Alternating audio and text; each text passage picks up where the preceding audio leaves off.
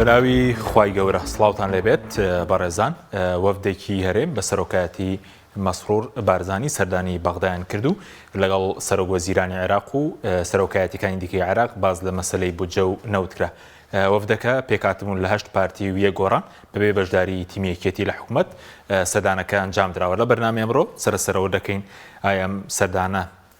ئەنجامی دەبێت یاخود ئەنجامی هەبووە و لەمپەرەکانی بەردەم ڕێکەوتنی هەرێم و بەغداد چین و ئایا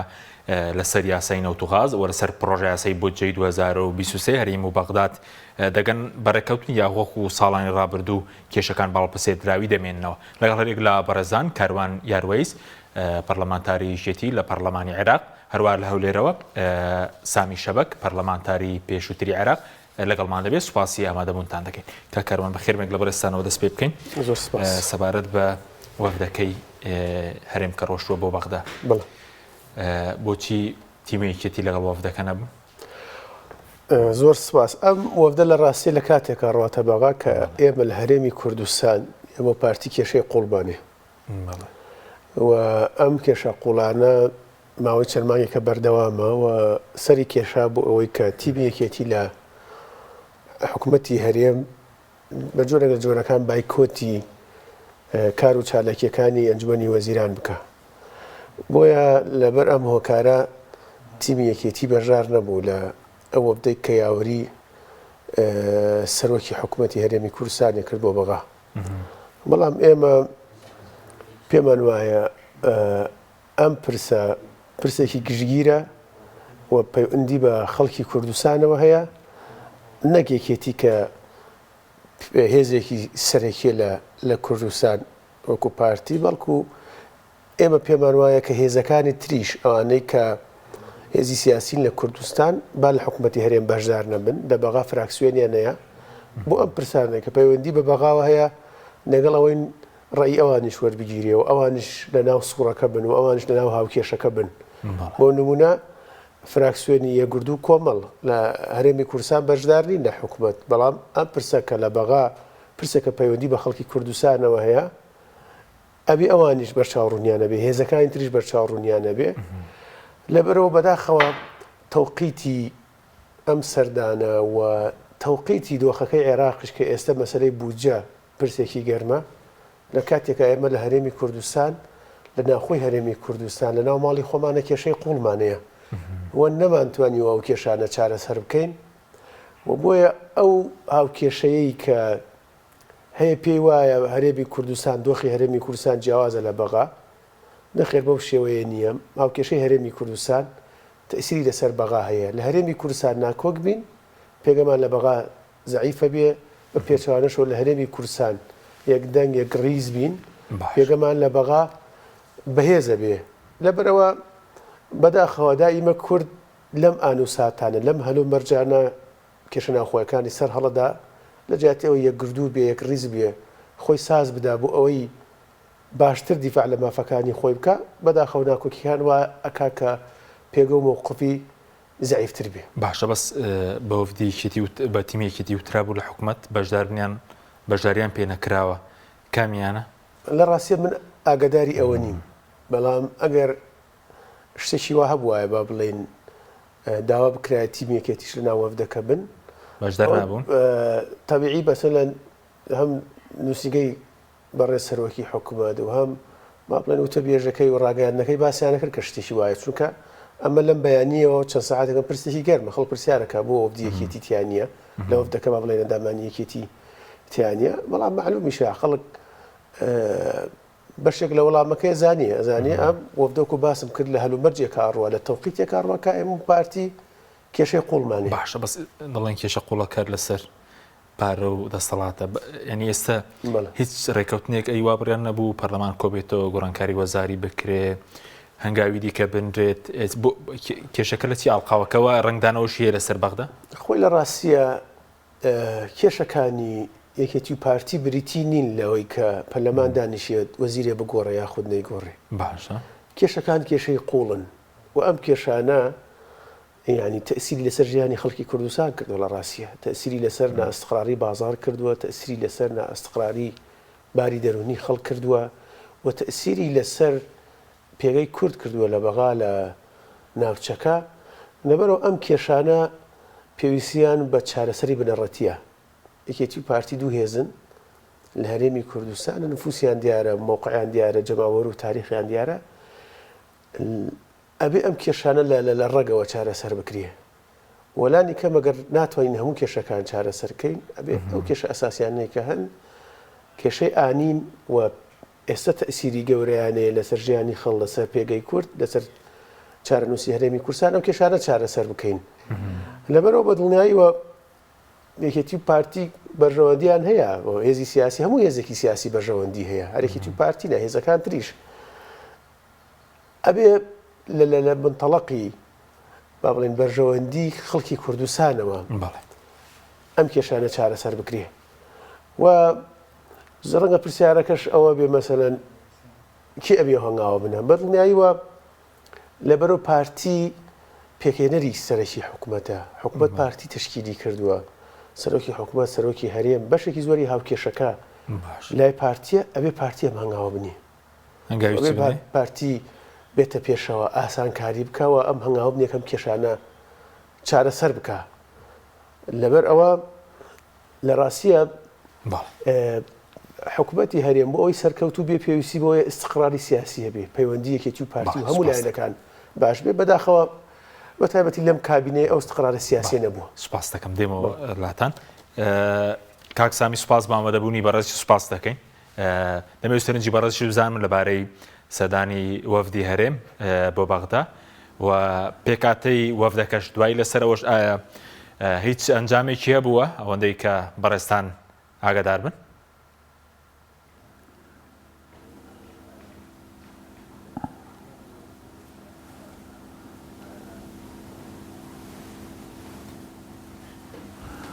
گوێتان لێ ئێمەیە کاک سامی؟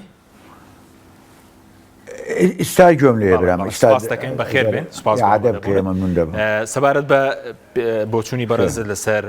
پێکاتەی وەفدەکە چییە و پێ دوای ئەنجامی دەبێت ئەم سەردانەی وەفدی هەرێم بۆ بەغداد؟ بە ئەعتقادی من بەداخەوە حەزم دەکرد ئەو سەردانێکی گشتی وفودی کوردستانی بە، یعنی هەموو حزب و لایەن سیاسیەکانی کوردستان بەشدار بانە لەو وەفدە. ئەوە یەک. دوو، کە ئەمن کە خبرەتێکم هەیە لە قەزیەی بەغدا ڕاستەگۆ نییە لەگەرمە مستەحیلە، یعنی ڕاست ناکە لە هەموو قەراراتی لۆ چکو حتى ئیسا ئەوە دوو مانگ و قسوورە تقریبا لۆ 3 مانگی دەڕوا حکمی سۆدانی، حتى ئیستا یەک هەنگاوی نەهاوەشتووە کە ضمنی ئەو ئیتیفاقە کرا کە ئەو حکوومەتە تەشکیل کرا. بەغدا ئەگەر بێتن ئەو قەراراتانەی کە لە ئیتیفاقیەی تەشکیلی حکوومەت ئیدارەت دەولە کرا، ئیستا دەبی زۆر هەنگاوی باوش باە. یەک قەزیەی مشارەکەی بەشدارمان کە شەراکە بیتن نامشارەکە بیتن، حتى ئیستا ئەو قەرارەتانە کە لە بەغدایە وەردەگیرێ فەردیە، هیچ ڕێی هیچ لایەنێکی سیاسی عێراقی وەرنەگرتی حتى ئیستا، يعني حتى لە قەزای سەردانی لە بۆ دووەلی عەرەبی لە ئەمریکا لە ئەوەکان کوردستان مشارەکەی نەبوو لەو مۆزوعانە. لەبەروەی ئێمەی مەشغول کردیە بە قەزیەی موچە و قەزیەی مادەی 140 و قەزیەی نەفت و غاز. حتى ئیستا نەفت و غاز خۆ ئەمە قەزیەی نەفت و غاز حازرە، ئەگە بگەڕێنە ساڵی 2017 ئەمە مسودەکی زۆر باشمان هەبوو کە وەختی خۆی تەقدیممان کرد و ئەوانیش موافقەیان کرد، بەس بەداخەوە یعنی تەطبیقیان نەکرد قەزیەی نەفت و غاز. قەزیەی مادەی 140 باوەڕ ناکەم ئەو حکوومەتە بە هیچ جۆرەیەک تطبیقی مادەی 140 بکە، ئەوە محالە ئەوەی بکەم. ئەمن بەڕەئی من حکوومەتی هەرێم ئەگەر ئەمن صاحب قرار بم گەیشتی هەر ئیتفاقێک لەگەر بەغدایە بکەم، طرف ثالثمان لەگەر هەبی، طرفی سێم لەگەر بی، طرفی سێم کە زمانی تطبیقی ئەو ئیتفاقیەی بکاتن، وإلا بەغدا تطبیق ناکە، ئەو مطلق ماده 140 مشاناکە قضیە پێشمەرگە موچەی پێشمەرگەی ناداتن قضیەی ئەو فراغاتەی ئیداری هەیە لە بەغدای زۆر فراغاتی ئیداری هەیە یعنی ئێستا ئەمە لە 102 نیمانی مشارەکەمان نییە لە حکم لە بەغدایە يعني بقرا لا رئيس اركان الجيش بقرا لا مخابرات بقرا لا وكيل وزير كان بقرا لا مدير عام كان بقرا اوانا هيس اوانا كرت او قوتين ما هي بغداد مطلقا ام دزانم او زيارتي وفد حكومتي هريم احتمال الناحيه مادي تنفيذ فكره ناحيه مادي اما قضايا تر بسطو تشلو نفط وغاز او شانا تطبيق ناكري تكو طرفي سيمي تانية باشا يعني كاك سامي طلبنا كن طرفي سيم لو باشا بس تو پێدوای هەر بەڵێ بۆچوونی بەڕێزت کە بەڕێزت بەشدارشی بووی لە نووسینەوەی دەستوری عێراق لە 2005 هەر بەغداد جێبەجێ ناکە یاخود حکوومەتی هەرێمیش خۆشیەویش نیازی ڕێکەوتن نییە ئێستا باز لەوەی هەردوو لایەن هەم دەسەڵاتدارانی هەرێم هەم دەسەڵاتدارانی بەغدا نیازێکیان نییە بۆ ڕێکەوتن ینی هەردوو لا ینی نیازی ڕێکەوتنیان هەیە خۆی ئەگەر بێ تەمشای دستوری ئەو دستورێکە ئەمە بەشدار بوون لە نووسینی باوەڕ بکە ئێستا یعنی زۆر وازحە ئەگەر نیەت هەبیتن لە بۆ تەنفیزی بەس تەنفیز ناکرێ ئەو لۆ تەنفیز ناکرێ ئەم پێ دەڵێم لۆ تەنفیز ناکرێ تەنفیز ناکرێت چکو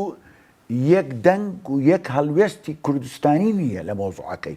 یعنی ئێستا وەفدی ئێرە دەڕواتن وەفدی یەکێتی بەتەنیا دەڕوا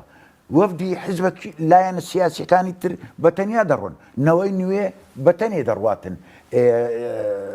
یەکێتی بەتەنێ دەڕوا پارتیەکی دەڕوا باشە ئەوە لە مەسلحەتی منیە لە مەسلحەتی عارەبەکانە لە مەسلحەتی عارەبی بەغدایەیە ئەوانش دەلێن ماڵ ئەنگۆ یەک دەنگ نییە کە لەوێست نینە ئەمەش نایکەین و نایکە نیەتیشیانش نییە یعنی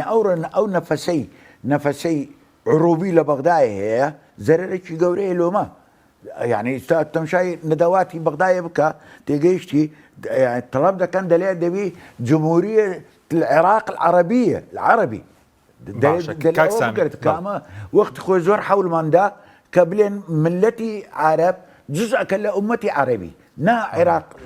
جزء كلاوي يعني أو رقطة زور حساسة إذا برو خرابي دروا وضعك يعني أو برو تشاشين سبارت سوداني وباور مكاتو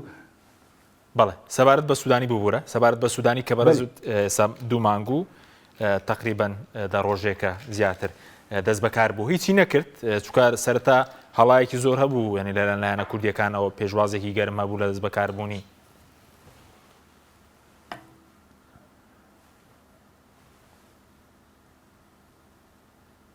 بەڵێ پرسیارەکەت گوێ لێ نەبوو نا والله بەڵێ داوای لێبوون دەکەین وتم سەرەتا سەبارەت بە سوودانی هەڵایەکی گەورە هەبوو لەسەرەوەی کە سوودانی بۆتە سەرۆکوەزیران کەسێکی باشە دەتوانێت کێشەکان چارەسەرکە ئەو گەشتبینیە هەبوو لەلایەنە کوردیەکانەوە دوای دوو مانگ زۆرە ینی کە بەڕێز دەڵی چی نەکردووە ناتوانێت هیچ بکە بە کورتی بێ دواتریش دێمەوە خزمەتت بەڵێ برای عزیزم بەخوای ملائكتي عرب حكم بكلا بغداي إيمانا بيني من ملائكتي عرب أجا طرفي السيم نيتناونت كزمانكم بدات تنفيذي دستوري عراقي بكنصا أمن إيمانا ببغداي نية ملائكتي عرب ملائكة بيت لبغداي ملائكتي عرب حكم بكلا بغداي كحقي من بداتن حقي ملتي كردستان بداتن ناداتن أو مطلقة أم بيدلم احتمال ليس أو زيارته دلي برو 400 مليار كي لو بنيرة تيجيشتي نفط وغاز كي تأزيل دكاتن قضية سنزار تأزيل دكا قضية مشاركة لقرار سياسي بغداد نايكا مطلقا نايكا أو بلا ديمو ولا تنكسامي نايكا حتى بەڵێ دێمەوە دواتر قسەی زیاتریش دەکەنە سەر کارنامەکە کاک کاروان سەبارەت بە ڕێککەوتنەکان و ئەم وەفدەش کە ڕۆشتووە پێ دوای هیچ ئەنجامێکی دەبێت ئەم وەفدە خۆی لە ڕاستیە مەگەر چاوەڕوانیەوە بین ئەم وەفدە بە سەردانێک بڕاتە بەغا هەموو شتێکێک لا بکاتەوە نەخێر چونکە کێشەکان هەم قۆڵەن هی ئێستا نین و چوونی ئەم وەفدانەش یەکەم جار نییە ینی پێشتریش وەفد ڕۆیشتووە و لە پێشووترە ئێمە جاروا بووە مەسەلەن وەفدی حکوومەت ئێرە 50-60 جار چۆتە بەغا تا اتیفاق لەسەر 200 ملیارەکە کرا لەبەرەوە ڕێکەوتن لەگەڵ بەغا کۆمەڵێت با بڵێن جانێ بێ جانێکیەوەیە کە جاربە سیاسەکەی تبێ هێزە سیاسیەکان ڕێکەوتن بکەن و تەفاهم بکەن زمینە سازی بکەن بۆی حکوومەتی هەرێم و حکوومەتی فێدراڵی عێراق ڕێکەوتن بکەن بۆ نمونە بێ ئەم حکوومەتە کە هەمومان تایە بەشدارین بە ناوی هاوپەیمانەتی ئیدارەی دەولە و لە زمنی ئەم حکوومەتە حکوومەتی ئیتاڵی تەنسیقیە واضحە یعنی ئەوان سەرۆکی حکوومەتی ئەوانە بۆ وەزارەتە میهیمەکانی ئەوانە و هەژمونی ئەوان زیاترە ئەبێ ئێمە وەکو کورد لەگەڵ ئیتاڵی تەنسیق جارە سیاسیەن اتفاق بکەین چۆن ڕێکەکەوین لەسەر مەسلەی نەوت لەسەر مەسلەی میزانیە لەسەر مەسلەی مادەی 140 کە منەڵێ مادەی 140 لە ڕاستیە بۆ شێوە گشتگیرە ناڵێم کە مادەکە جێبەجێ بکری ئەڵێ مادەی 140 ئەو کێشانەی کە لە کەرکووک و ناوچەی کەرکووک و خانەقین و ئەو منتەقانە هەن فەراغی ئەمنی هەیە ئەو کێشانەی کە ئێستا دروست بووە ئەوەی کە کاکسامی باسی کرد جۆرێک لە ناهاوسەنگی هەیە لە ئیداراتی ئەو منتەقەیە چارەسەرکردنی ئەوانەیە تەرەفێکی تری لە ڕاستیە نێتی هەردوو لایە ئایا حکوومەتی هەرێمی کوردستان و لە زمنیە ئەوەی کە حکوومەتی بەدەسە قەراری داوە کە لەسەر نەوت ڕێکەوتن بکە بۆ چوونی بەرەزە و قەرارە دراوە من پێم وایە قەرارە نەدراوە ئەمە لایەنێکی تری ئایا حکوومەتی عێراق چەند جارێک با بڵێن بەڕێز سوودانی تەکیدی کردوێتەوە دوایەوەی کە دەست بەکار بۆ لە کارنامەکەی دەستی چوار شوێنە باسی کردووە کە ئامادەیە کێشەکان لەگەڵ هەرێمە چارەسەر بکە ئایا دێتە پێشەوە بۆی ئەم کێشانە بەجددی چارەسەر بکرێ لەبەرەوە پرسیارە ئەساسیەکەیە ئێمە وەکو هەرێمی کوردستان بێ پرسەیەک لا بکەین و ئایا حکوومەتی هەرێم بە تەمایە نەوت تەسلیم کام مەفهومی تەسلیمکردنی نەوت ڕەنگە زۆر جار وا تەفسیر بکرێ حکوومەتی عێراق دێ بۆ ڕێکە ئەبا و حکوومەتی عێراق دێ کێڵگە نەوتیەکان دەستی بەسەر ئاگری و خۆی تەحەکوم پێوەکە نەخێر مەفهومی تەسلیمکردنی نەوت بە عێراق ئەوەیە فرۆشتنەکەی کۆمپانیای سۆمۆیکە مەسلەی پارەکەی وهێنان و بردنەکەی حکوومەتی عێراقی و کۆمپانیای سۆمۆیکە ئەگینا زۆر جار ڕەنگەوا تەفسیرکەی حکوومەتی عێراقی بەروونەکە نەوت تەسلیم کرد هێزی دێ لە کێڵگەی حەسیرە نەوتەکە یا لە شیواشۆک نەوتەکە گرێ نەخێر مەفهومەکە فرۆشتنەکەیە چۆن ئەم نەوتە ئەفرۆشی ئای سۆمۆی فرۆشێت چەند هەزار بەرمیل لە فرۆشێ لە ڕۆژەکە پارەکەی چۆن با بڵێن ئەو پرۆسە مالیەی کە هەیە ئاڵۆگۆڕەکەی لە ڕێی بانکوانەوە چۆن نەکرێ ئەمە پرسیارەکەیە لەبەرەوە من پێم وایە نەک کورد ئێستا حازرە بوو ئەوە باسی کێشە ناخۆیەکانی خۆمانمان کرد وەنە دۆخی عێراقیش ئامادەنی وەکو حکوومەت شیعەکان ئێستا وردە وردە دەرەکەوێ کە ئەمان خەریکە دوو ڕێی جیاوازیان هەیە لە ڕاستیە لە ناو ئیتاری تەنسیقی لەگەڵ هەرێم دوو ڕێی جیاوازەیە بەڵام سوودانی و شیعەکان ئەیانەوێ ئەم هێزانەی کە لەناو حکوومەتەکەن ئەم حکوومەتە کاروبارەکانی خۆی تەواوکە و حکوومەتە کێشە و گرفتی بۆ دروست نەبێ و ئەو کۆدەنگەی کە هەیە ئێستا لەگەڵ ئەم حکوومەتە ئیتلافی ئیدارەی دەوڵەمانە تەگەرە و کێشە و ناکۆکی تیا دروست نەبێ و ئیشەکانی جێبەجێ بکە ئێمە یعنی نیەتی دڵ ناخوێنینەوە ئێمە سیاسەتەکەین بەڕێز سوودانی لە کارنامەکەی لە تەسریحاتەکانی جەخت دەکات دەڵێ من ئامادەم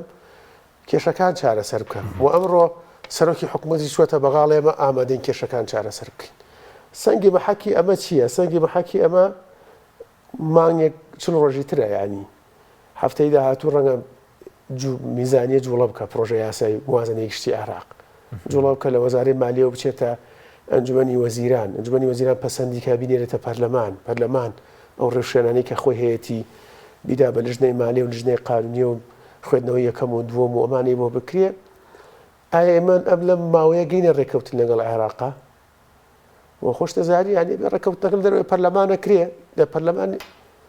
ئیشەکە ڕواگە لە دەرەوە ڕێکەوتنەکەی بۆ بکرێ بە تایبەتی ئێستا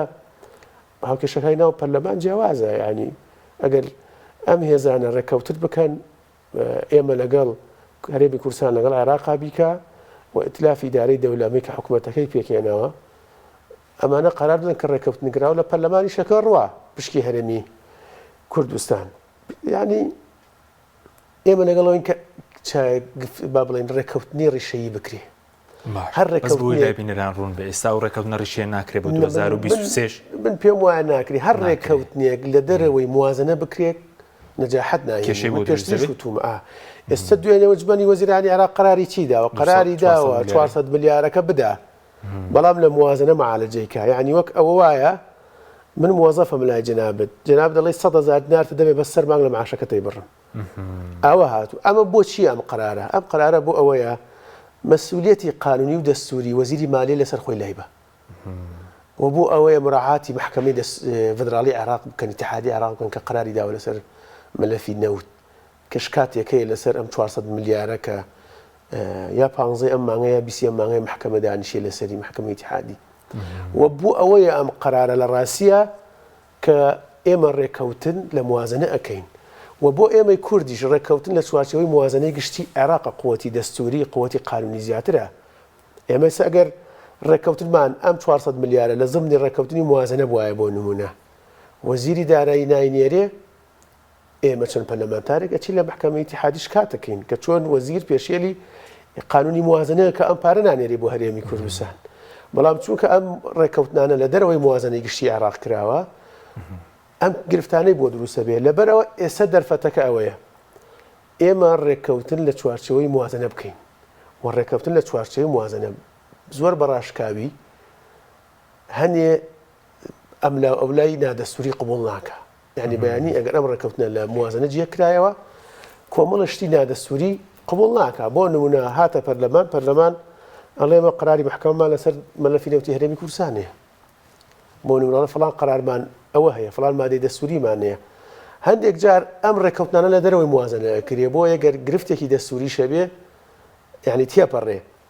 لەبەرەوە ئێمە قوتەکەی ئێمە قوتە قانونیەکەی ئێمە قوتە دەستوریەکەی ئێمە قوتی مالی ئێمە ئەوەیە لە موازنە ڕێکەوتن بکرێ لە موازنە ڕێکەوتن بکرێ میزانی ئەم جاری عێراق گەورەترین میزانیە بێ لە ڕووی بڕی پارەوە کە نزیکە بێتەوە ئەگەر دۆلار بە 145 و 146 لە موازنە هزار لە موازنە تهدید بکرێ بە پێی ئەو سعرەیە سە بانکی مرکزی عێراقیەتی نزیکە بێتەوە لە 100 ملیار دۆلار 100 ملیار دۆلار یعنی ئەگەر هەرێمی کوردستان ڕێژەی سەدادەیشی بەرکەوێ مانگی ملیارە دۆلاری بەرەکەوێ ئەتوانێت موچەی پێ بدا ئەتوانێت پرۆژەکانی پێ بخاتەوە گەڕ و ئەتوانێت هەندێک مافی قانونی مافی ئیداری مۆزەف تا ئێستا پێشێل کراوە بیداتەوە لەوانە علاوە تەرفیعەکەەوە چەند ساڵە مۆزەف لە هەرێمی کوردستان علاوە تەرفیعی نییە ئەو پێشینانەی ئەو سلفانەی کە بانکەکانی عێراقی دەن لە هەرێمی کوردستان شا بدرێ یعنی بژانەوەکی گەورە دروسە بێ عادلەکە زۆر سادەیە هەرێمی کوردستان ئەگەر خۆت ئەتوانی موچەی خەڵک بی خۆت ئەتوانی پرۆژەکان مەگەڕ بخەیتەوە خۆت ئەتوانی پێویستەکانی خەڵدا بینکەی فەرمو ڕێک مەکەوە ئەگەر خۆت ناتوانی لەگەڵ عێراقا ڕێک بکەوە یعنی معادلەکە زۆر وازەحە سپاس دەکەم کاک سامی بێمۆلای بەڕێزت سەبارەت بەو ناکۆکیی کە هەیە لە هەرێمی کوردستان بە تایبەتی لە بینی پارتی و یەکێتی کاریگەری هەیە لەسەر بەغدا یاخودە و ناکۆکیی کە لەناو حکوومەتی هەرێم هەیە کە ئەمڕۆژ ڕنگدانەوەی بوو بەبێەوە ئەو بەبێ بڵێن بەهۆی ئەو ناکۆکیانەوە پێگەی کورد لە بەغداد زۆر لاواز بووە؟ نابەس لاوازەوە هەر قووەتی کورد لە بەغدایە نەمایە مطلقاً یعنی بووتە سفر ئەمە وەختی خۆی کە لە بەغدایە بوون وەکی میزانیەمان دادەنا بخۆمان میزانیەمان دادەنا یعنی دەوری کورد دەوری تەحالفی کوردستانی بەقووەتر بوو لە دەوری عارەبەکان ئەمە لە 117 دانا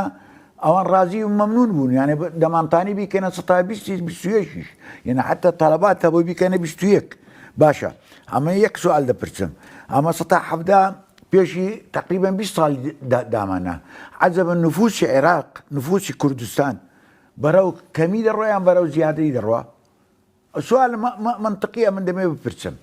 أما برو زيادة درن خو مردن من زيادة نية لولادة من باش لو لحفظه بوت سارده أو سؤالك دو أما بعض أمورها لمفاوضات من طبعا أجر بيتن بارتي ويكتي جورانو نوينويه كومل أو أنا أجر بيك وفد برون بيك قوة برون بغداد تاني بليتنا ناتاني بليتنا طبعا أو أما تسن لي يعني خلاف بيلا بين من أو ده بغداد بقوة دبي أو إما يعني باو إسلام مثلا تو تعيينات تمشي تعيينات بك بغداد سني تعيين كرت حتى يستا سوداني سني تعيين كرت تقريبا يستا بهزاران سطانة هزار موظف تعيين كرت عجبت سن ملاك دا أو إيرا سني دايرة أما سن ما تعيين كردية حتى يسنا طانين هزار كاس تعيين كين لكردستان شكو أوان موافقنا كان لسر أو ملاكك موجودة لكن مان أما دلين مليونك قصور ما نهي أوان دلين شاشطان هي إذن أما دقرم ولا بو يكشت أما دبي اتفاق بكين لقى بغداد اتفاق شي كونكريتي اتفاقي كونكريتيش ناكريتن اگر طرفي سيم نبي اگر طرف سيم اتفاقي كونكريتي شونا كاك سامي لا توارتيو ياساي بوجا اتفاقي كونكريتي ابزان اتو بزانا اگر طرفي سيم دانشي لجرمان طرفي سيم توقيع بكاتن هنجين بغداد ملزم دبي امش ملزم دبين بعمو بنودي اتفاقيه بس استانيه يعني وقتيه قضيه كامن السوداني درواتن مالشي درواتن زيد دروا عمر ديتن كاسامي بمزاج خوي يشتكى كاشخوب بغداد بزانا او حكومته يستا سوداني اما زور خوش حال منك السوداني بس السوداني شيء سوداني اطاري تنسيقي شيء ماليشيا كاشخوب جماعتي فتحة أو أواننا جماعتي عمار حكيمة أوانك يعني رجاين لما قرتبوا كمعاش مان اللي براو بتسن صال بيه معاش ما أو ملة ليرة أواننا باشا كاي سامي سوداني يعني سوداني تصور ذكي السوداني ده تاني حمو قرارات ورقي يعني بدون الرجوع إلى ماليشيا قيس الخزعلي أو مطلقة باشا سبارد بس صدح حفده أبدا مطلقة يعني بلى سودان بلى سبارد بس صدح حفده استاما أو كاتي خوي سطات سارده لسه بلى كاتي خوي أو هر هجرة كوتني كابو ياخد تنام جلال أم قصي كردو كوتبوي بالا صدح حفده بيت يعني بشكل لا أما سطح حفده بو تجيشتي زائدا سطح حفده بعد صال زيادة ما عندنا نارد لبو هريمي كردستان يعني مام جلايش برحمتي موجود وكاك مسعود شلوي ابو يعني طلب ما عندك كده مانويس بي كان سطاب فيك اما رازيبون رازيبون شكو بيك دنگبون بيك هالو يزبون نما عندك قوت او بارتي او يكتي ده ما قوت او بيدو قوت هاي بايباني كردستان يعني تحالف الكردستاني بو دنگي ده شو معامله ما عندك بس يستاب بددنگ دروينا بغدايه او لا يقدروا او لا يقدروا او أو ناكري كاكا أو مطلقا ناكري سباستكم ناوبريك ماني احتمال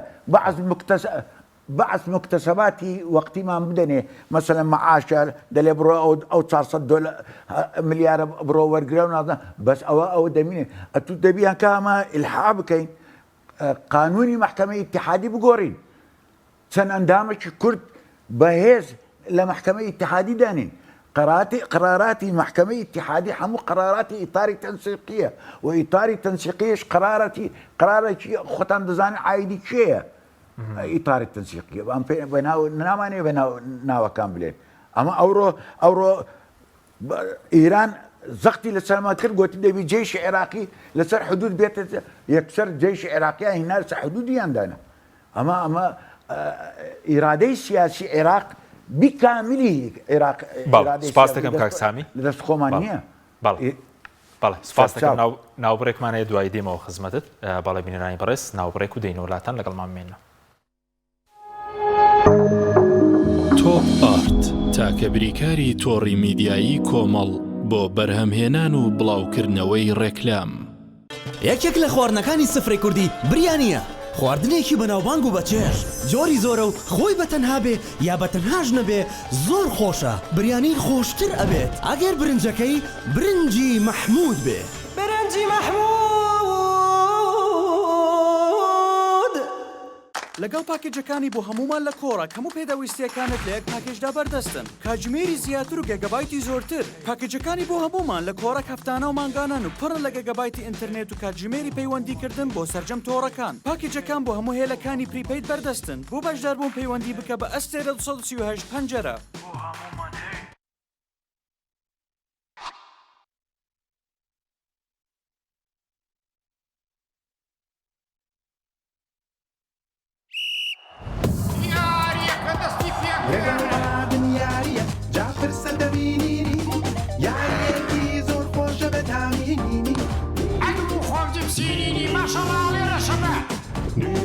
تيبي أولى تيبي أولى يو أملا جبسيني أحمالك أمي سيري كان هيرج بركيني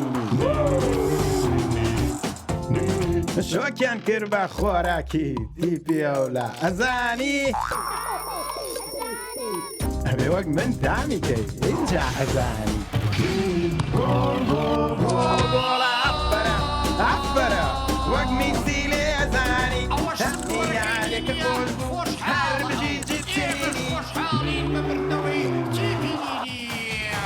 جبسينيني دامێکی لێت نەکراو.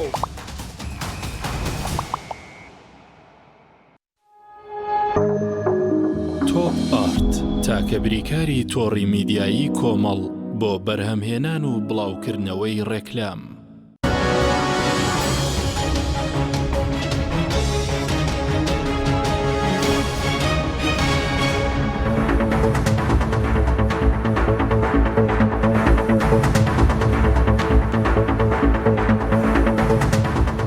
جارێکتر سڵاوتان لەبێت بینەرانی بڕس کەک کاروان سەبارەت بە 400 میلیارەکە. ئێستاش گومان هەیە کە بینێرن ئەوەی کە بەرە زووتە دەگەر بیشینێرن لەسەر پشکی 2023 حسابیەکەن؟ بەڵێ لە ڕاستی ئەو پارەیە دی ئەو پارەیە چووکە قەراری ئەنجومەنی وەزیرانی هەیە و ئەنجومەنی وەزیران کتابی کردو بۆ وەزیری مالیە. بەڵام ئەوەی کە هەیە وەزیری مالیە کە لە 2023ەوە با بڵێن بەدواوە لەناو مەلەفی مالیە لە عێراق و وەکیل وەزیر بۆوانە بەوە ناسراوە توندە لە جێبەجێکردنی یاسا و ڕێنماییە مساومەشت ناکە و پێشتریش کە مفاوەزات کراوە کە وەکیلی وەزیر بووە ڕێی نەبووە یعنی لەگەڵ ئەوە نەبوو بەم شێوە ڕێکەوتن لەگەڵ هەرێمە بکرێ. ئێستا کە ئەزانێ ئەمە ئەمری واقعە ئەم پارێ بێ بنێرێ لە ڕاستی ئەوێ مەسئولیەتی قانونی لەسەر خۆی لابە. ئەنی خۆی واژۆی ناکات؟ ئەوێ مەسئولیەتی قانونی لابە. جارە بە ڕێی گشتی عێراقی وتەوە منەوە پارە نانێرم مەسئولیەتی هەڵناگرم. ئەی کێ واژۆی دەکا؟ ئەو کاتە سەرۆکی حکوومەت دەتوانێ بیکە یا ئەگەر بریکارەکەی دەست بەکار و بریکارەکە توانێ بیکە. ناوێ یعنی تووشی مەسئولیەتی قانونی بێ و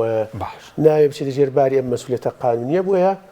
ئیمزای نەکرد. بەڵام ئەو پارەیە دیێ چونکە هەم قەراری هەیە و هەم سوودانی ناوێ لەم مەحەتەیە لەگەڵ کوردا تێکی با لەگەڵ هەرێمی کوردستانە لەسەرم پرسانە تێکی با چونکە ئەرکی گەورەتری هەیە پارەکە دێ. بەڵام ئێستا دوێنێ و قەرارەی کە دراوە کەوتوتە سەر ڕێژکەی خۆی ئەو ڕێوشێنانەی ماوە کە ڕێوشێنی حساباتی بانکی ئەوانەیە ئەینێرن. باشە بەس وتت بڕواناکەی ڕێکوردنێکی ژی بکرێوایە ئەمە ڕێی خۆم حەزەکەم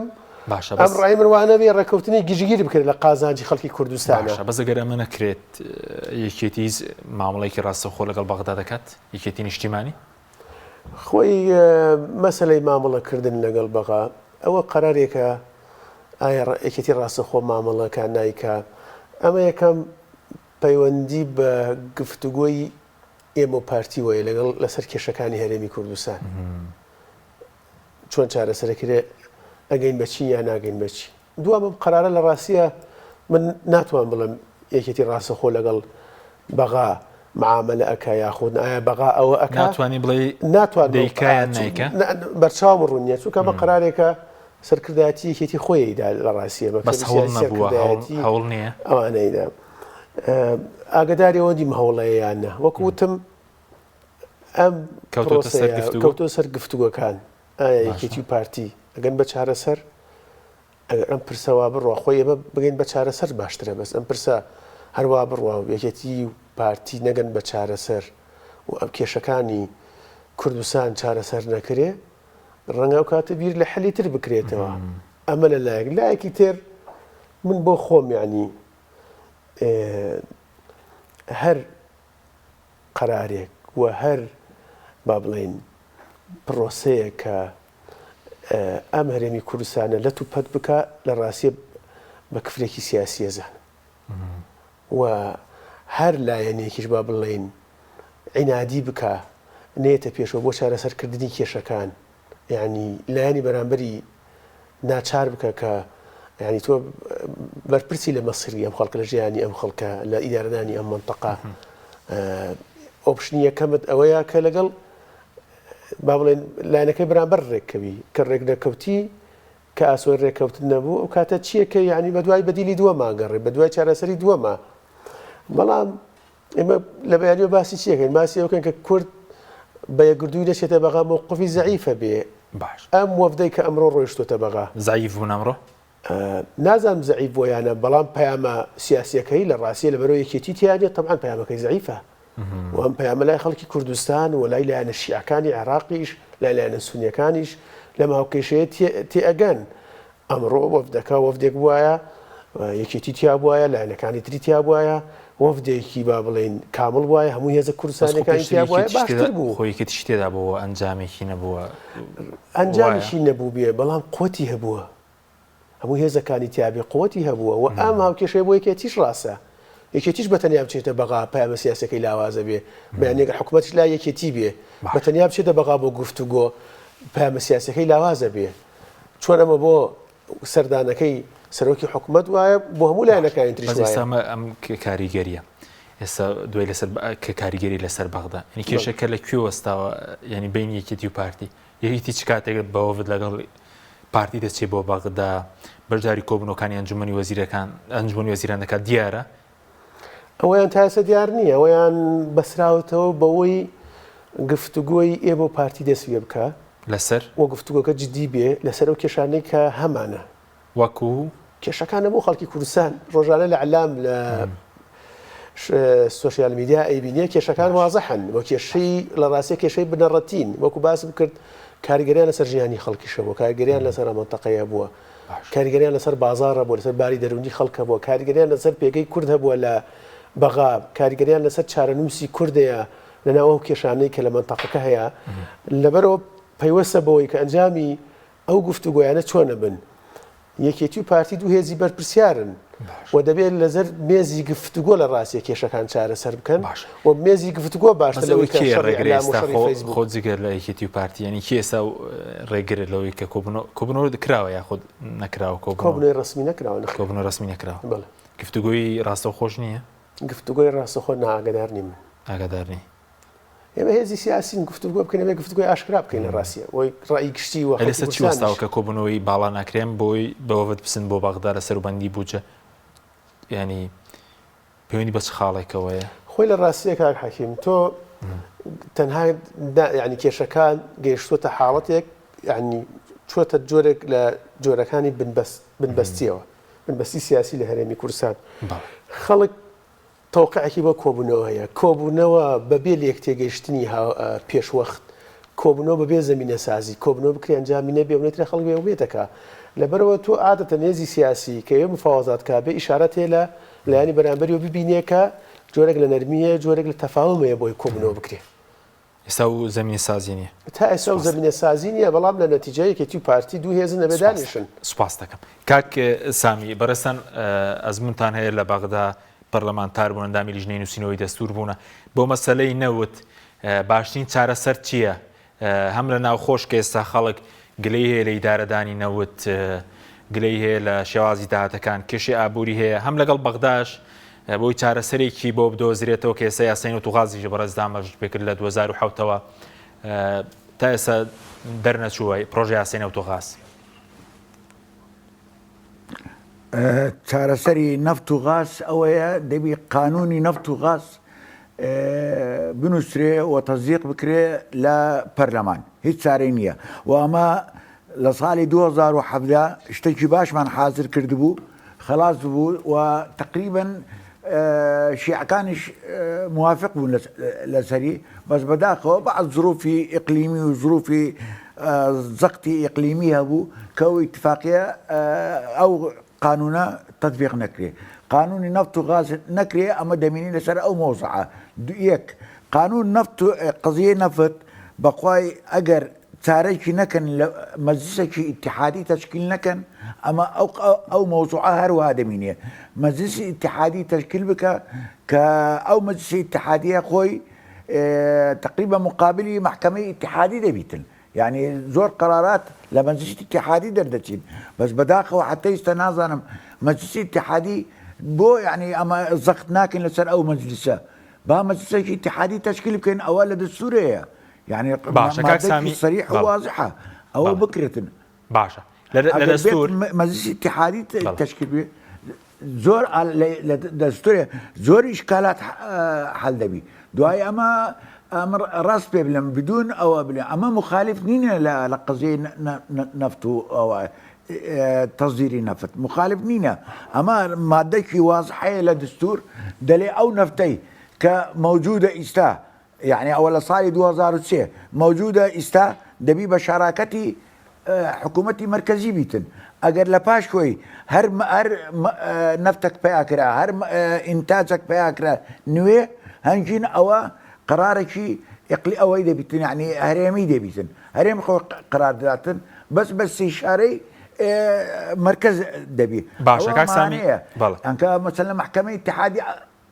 او محكمه اتحادي او قراري ذكر او قرار سياسي بو يعني بيش دصل امن خبر ملي بو بيش دصل اطاري تنسيقي كاوانن الاطاري خوان او شكاتين لبو محكمه تقديم كتبوا لو توقيت ينكر لقر او ظرفي بالضبط لو استاء قرار درسو قرار سياسيه اذا اما دبي او دقريمو ولا صار نقطه اساسي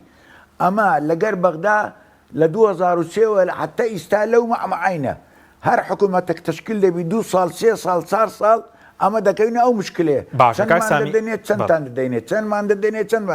اذا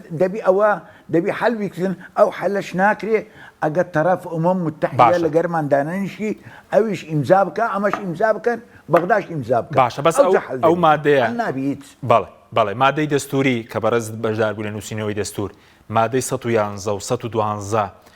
ئێستا ئیشکاری لەسەر هەیە ئەو کاتە ینی کورد خۆی بەشدار بوو لە سیاغەکردنی ئەو دوو مادەیە لە دەستور کە تایبەتە بە نەوتوغا 111 و 112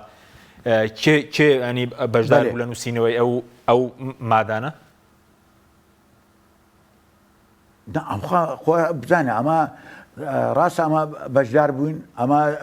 چەند ئەنداممان هەبوو لە مۆزوع یعنی ئەگەر بات باە واقع شیعەکان متحمستر بوون لەمە لۆ ئەو مادانە باوەڕ بکە شیعەکان خۆیان متحمس بوون لۆ ئەو مادانە کە دامانەی نەفتوغات هیچ ئیشکالێک نەبوو يعني حتى وشي لجنة السريمان تشكيل كرت لا او بنزا اندامانا بنزا اندامان سنة كان اشتراكي نكردبو سنة اشتراكي نكردبو زغتك لموضوع وازان الامم المتحده بو وامريكا جبو يقول دبي السنة كان اشتراك كان او بو امام قرار بو لهمام حمودي لجنة تشكيل بكين مفاوض لقى السني يعني حتى وقت خوي اقتراح بو امن بما رئيس او لجنة امن رفض مكرتشكو قوتم دبي او لجنة دو بارسا بيتن دو باش بيتن باشك لبو احيان باشك لبو سياسة كان السنة لو احيان السنة يعني لبو رئيس عشيرة كان ولقر سياسة كان او بور وازانم كاك عبد الخالق زقنا بو اندام لو لجنة كتشو سنة كانية أصلا وش السنة كان هاتن اعتراض يعني كل سر دستور بكامله دي قلت أول شيء فيدرالية شيء أو شيء أو نوع شيء أو أماناتين لو شيء كان خويا متحمس ولوي باشا سبارت ما دي 112 لو فيدرالية 112 و 111 أو كذا کە بڵێن ئەو دەقەدانرا ئێوە پێشبینیتانە دەکرد کە کێشەی لێ دروست بێت چکە باز دۆکێ هەرێم بۆ بەرژەوەندی خۆی لێکی داتەوە بەغدا بۆ بەرژەوەندی خۆی ئەوەی کە تایبەتە بە نەوتوغاز ینی پێشبینیەوەتان نەکرد بوو کە ئەو مادانە بڵێن ئاوا لاستیکی بن یاخود مەجای تەفسیری جیاوازیان هەبێت بە ئەوەی کە تایبەتە بە نەوتوغاز بەقورب بامزانە ئەوەش لە فکر نەچێ ئەمە کورد لە 100% نەبووین لە ئەندامی لوزنێک 100% نەبووین ئەمە نسبەتێکبان هەبوو عربیش دەنگی خۆی هەبوو سنت دەنگی خۆی هەبوو شیعە دەنگی خۆی هەبوو ئەمە ئەوەمان دەزانی یعنی دوایی ئەو فترەیە کامە دەستورماندانە فترەی زۆر کورد بوو یعنی مەفروض بوو معدل ئەو فترەیە 2 ساڵ باە معدل دستورێکی دادنەی لە بۆ عێراق عێراقەکی نوێ عێراقەکی لە دکتاتۆریە دەردەچی لە بۆ دیموکراتی ئەوە فترێکی زۆری دێ ئەمە بە 6 مانگەمە خلاص کردەوەی سپاس دەکەم کاکسامی کاک کاروان کاتم زۆر کەمەوە بەس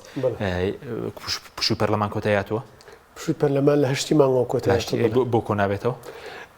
خۆی عادەتەن پەرلەمان هەفتەیەک کۆبوونەوە و ئیشی لژنەکانێکە هەفتەیەک با بڵین پەرلەمانتاران ئەگەڕێنەوە بۆ پارێزگاکانی خۆیان بۆ شوێنەکانی خۆیان باشە لەبەرەوە ئەم پشووکە لە ناوەڕاستی هەفتە کۆتایی هات بەڵێ ئەبێ لە داژنەکان لە سەرای هەفتەوە دەست پێ بکەن و بەشێکشی پەیوەندی بۆ هەیە کە بۆی چاوەڕێی تەوابوونی پرۆژە یاسای موازنەی گشتین و بەشێکشی پەیوەندی بە مەشغوڵی عێراقەوەی بە ئەمەی پاڵەوانەتی کاسی خەلیجەوە باشە بەم زوانە بوجە دێتە پەرلەمان پرۆژە یاسای بوجە لەم مانگە دێ بڵێ بەڵام پەسەندکردنەکەی تەسەوڕەکەم بۆ دەوروبەری بەهار بۆ ناوەڕاستی مانگی سێ بخایێنی مشتم بڕی زۆر لێکەوێتەوە و پرۆسەکەیش تا دێتە ئەنجومەنی وەزیران ئەنێرێتە پەرلەمان بۆ ڕێوشێنانەی کە بە پێی پەیڕەوی ناخۆی پەرلەمان هەیە دیاری کراوە خوێندنەوە یەکەم و دووەم و لژنەکان و پەسەندکردنی و مناقشەوانە پێچێتە نزیکەی ناوەڕاستی مانگی سێ ئەی سەبارەت بە پرۆژە یاسای نەوتوغاز هیچ گفتوگویەک کراوێ سەلایەنە کوردیەکان پارتیویەکی دیکە لاوپەیمانی دارایی دەوڵەت هیچ هەوڵەکەی بۆ داڕشتنەوەی پرۆژە یاسای نەوتوغاز ئەو لەوێت بۆ کۆمەڵە شتەیانی یەکەم بۆم کێشەی نرخی دۆلارێک دروست بۆ حکوومەت سەرقاڵە بەمەوە دووەم ئەو لەوێت بۆ یاسای موازنەی گشتی عێراقە دوای تێپەڕاندنی ئەمانە قسە لە ڕەنگە قسە لەبارەی قانونی نەفت و غازەوە بکرێت کە بە فەرمی لیژنەیەک پێک ناتوە نەخێر چونکە ئەمە لە ڕاستیە بەرئیشی لیژنە ناکرێت یعنی تەنها ئەوە نیە وەکو یاسایەکی ئەتیادی پرۆژە یاسایەکی ئەتیادی بنووسرێتەوە حاضر بکرێت بەڵکو ئەمە بێ ئیتیفاق بکرێت لە سەر بنەمای ئیتیفاقەکە بێنەوە مەسەلەن سیاغەی پرۆژە یاساکە بکەن و ئیتیفاقی سیاسی هەبێ لە نێوان لایەنەکان ئەنجا بێتە پەرلەمان ئایا مەسیری مەلەفی نەوتی هەرێم چی لێ دێ قەراری محکەمەی اتحادی لەسەر نەوتی هەرێم چۆن چارەسەرەکرێ مەسەلەی غاز ئەمانە مەسەلەی ئاڵۆزن ئەوێ ڕێکەوتنی سیاسی بکرێت ڕێکەوتنە سیازەکە سیاغە بکرێتەوە لە ناو پرۆژە یاساکە بە دووری دەزانین لەم خولەش دەربکرێ پرۆژە یاسای نەوتوغاز واللهی بە دووری نازانم بەڵام پرسێکی قورسە لە ڕاستی چونکە دوایەوە مەسەلەی هەڵبژاردننی پارێزگاکان سەر هەڵەداوە دوایەوە مە عێراق استقرار لە عێراق نییە نازانی کێشەیەکی تر چی سەر هەڵەدا و پەرلەمان و حکوومەت بەچی ترەوە مەشغوڵەکە باش بەدەوە پرسیام مەسە پشتێرم پێشبینیت چۆنێنی هەر بڕەپارێک بێت و ئاواوەکو ساڵانی ڕابردوو پشتێرم چۆن دەبێت لە بودجە بە کوردی بەسپاس دەکەم ئەگەر ڕێکەوتن بکرێ بە تەسەوڕی 12کەم پشکی هەرێمی کوردستان لانی کەم نزیکەی 10 ملیارد دلار پشکی هەرێمی کوردستانی ئەگەر ڕێکەوتن بکرێ بە پێی ئەوەی کە دەستور دیاری کردووە هەردوو لا ڕێک بکەون ئەگەر ڕێکەوتنی تر بکرێ عێراق هەم چەند ملیارد دینارێک بنێرێ ماگانەوە ئەمان چەند بەرمیلێ نەوت بنێرن ئیمانە بۆ جۆرە ڕێکەوتنانە نییە سپاس دەکەم زۆر سپاس بۆ بەرزان کاروان یاروەیس پەرلەمانتاری عێراق هەروەها کاک سامی شەبەک پەرلەمانتاری پێشوە سپاسی ئامادەبوونتان دەکەم سپاس بۆ بینی ڕای مەرە سپاس بۆ هاوکارانم خواتان لەگەڵ